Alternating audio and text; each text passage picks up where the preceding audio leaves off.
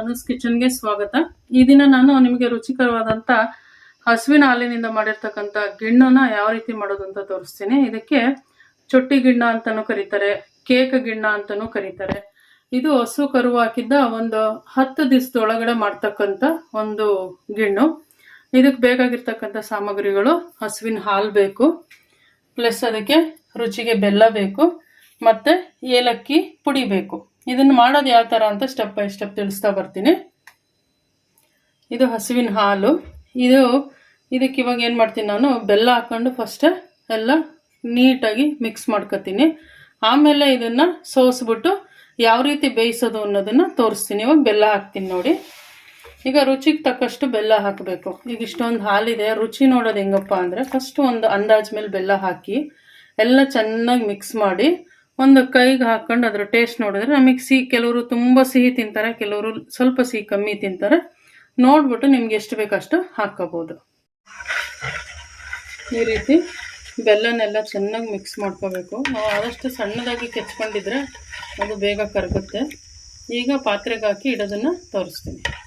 ಈ ಥರ ಮೆಸ್ನ ಸಹಾಯದಿಂದ ಮಿಕ್ಸ್ ಮಾಡಿದಂಥ ಹಾಲನ್ನು ಸೋಸಿ ರೆಡಿಯಾಗಿ ಇಟ್ಕೊಂಡಿದ್ದೀವಿ. ಇದಕ್ಕೆ ಸಿಹಿ ಸಾಕಾ ಹಿಂಗೆ ಅಂತ ನಾವು ಸ್ವಲ್ಪ ಒಂದು ಸ್ಪೂನಲ್ಲಿ ತಗೊಂಡು ಟೇಸ್ಟ್ ನೋಡಬೇಕು. ಟೇಸ್ಟ್ ನೋಡಿ ಸಾಕಂದರೆ ಬೆಲ್ಲ ಸಾಕು, ಇಲ್ಲ ಅಂದರೆ ಮತ್ತೆ ಬೆಲ್ಲನ ಹಾಕಿ ಮಿಕ್ಸ್ ಮಾಡಬೇಕಾಗತ್ತೆ.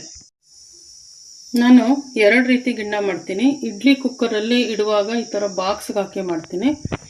ಓಪನ್ ಪಾತ್ರೆನಲ್ಲಿ ಇಡುವಾಗ ಈ ಥರ ಒಂದು ಸಣ್ಣ ಚರ್ಕ್ಲಿಗೆ ಹಾಕ್ಬಿಟ್ಟು ಮಾಡ್ತೀನಿ. ಈಗ ಶೋಧಿಸಿ ಆಗಿದೆ.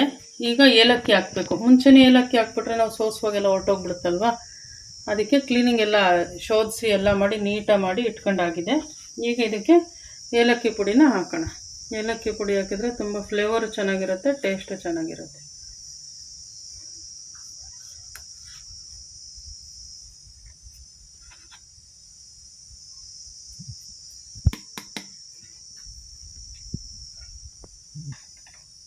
ನೋಡಿ, ಇಡ್ಲಿ ಕುಕ್ಕರು. ಇದರೊಳಗೊಂದು ಈ ಥರ ಪ್ಲೇಟ್ ಇಡಬೇಕಾಗುತ್ತೆ, ಏಕೆಂದರೆ ಆವಿನಲ್ಲಿ ಬೇಯುತ್ತಲ್ಲ, ಅದಕ್ಕೋಸ್ಕರ. ಸ್ವಲ್ಪ ಈ ಪ್ಲೇಟ್ ಮುಳುಗುವಷ್ಟು ಯಾವತ್ತೂ ಶುದ್ಧವಾದಂಥ ಕುಡಿಯೋ ನೀರೇ ಹಾಕ್ಕೊಳ್ಳಿ. ಇಷ್ಟು ಸಾಕು.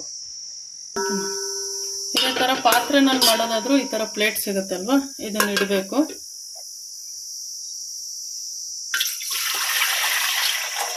ಈ ಪ್ಲೇಟ್ ಮುಳುಗುವಷ್ಟು ನೀರು ಹಾಕೊಂಡ್ರೆ ಸಾಕು. ಈ ಥರ ನೋಡಿ, ನಾನು ರೆಡಿ ಮಾಡಿದ್ದನ್ನು ಈ ಕುಕ್ಕರ್ ಪಾತ್ರೆ ಒಳಗೆ ಇಡ್ಲಿ ಕುಕ್ಕರ್ದಕ್ಕೆ ಈ ಬಾಕ್ಸ್ ಇಟ್ಟಿದ್ದೀನಿ.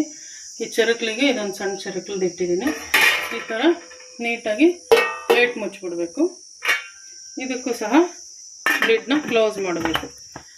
ಇದಕ್ಕಿಂತ ಇದರಲ್ಲಿ ಮಾಡೋದು ತುಂಬ ಈಸಿ, ಏಕೆಂದರೆ ಇದು ವಿಷಲ್ ಹಾಕೋದ್ರಿಂದ ನಮಗೆ ಇದಾಗಿದೆ ಅನ್ನೋದು ಗೊತ್ತಾಗೋಗುತ್ತೆ.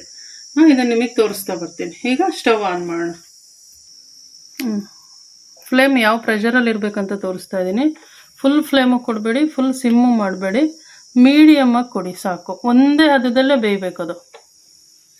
ನೋಡಿ, ಇದು ಇನ್ನೂ ರೆಡಿಯಾಗಿಲ್ಲ. ಯಾವ ಥರ ಬೇಯ್ತಾ ಇದೆ ಸ್ಟೀಮಲ್ಲಿ ನೋಡಿ.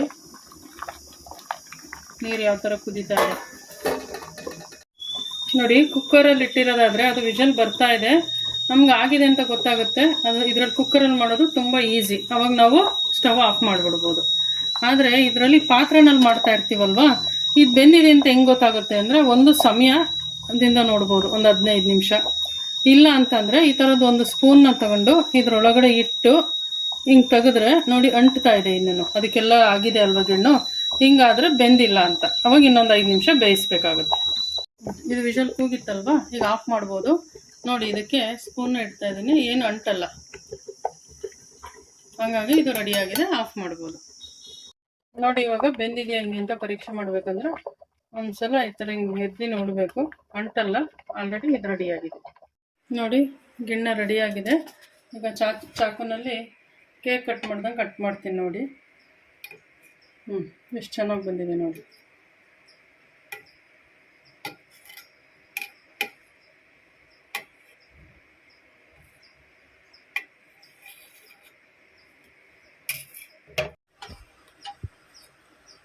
ನೋಡಿ ಎಷ್ಟು ಚೆನ್ನಾಗಿ ಬಂದಿದೆ.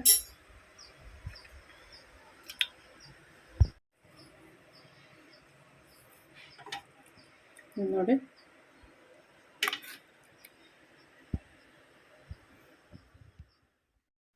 ಗಿಣ್ಣು ರೆಡಿಯಾಗಿದೆ. ನೀವು ಇದನ್ನು ಹಂಗೆ ಬೇಕಾದರೂ ಸ್ಪೂನಲ್ಲಿ ತಿನ್ಬೋದು, ಅಥವಾ ಚಪಾತಿ ಜೊತೆ ಬೇಕಾದರೂ ತಿನ್ಬೋದು, ರೊಟ್ಟಿಗೆ ಬೇಕಾದರೂ ತಿನ್ಬೋದು. ತುಂಬ ಟೇಸ್ಟಿಯಾಗಿರುತ್ತೆ. ಈ ವಿಡಿಯೋ ನಿಮಗೆ ಇಷ್ಟ ಆಗಿದ್ದರೆ ಲೈಕ್ ಮಾಡಿ, ಶೇರ್ ಮಾಡಿ, ಅದೇ ರೀತಿ ಸಬ್ಸ್ಕ್ರೈಬ್ ಆಗೋದನ್ನು ಮರಿಬೇಡಿ. ಧನ್ಯವಾದಗಳು.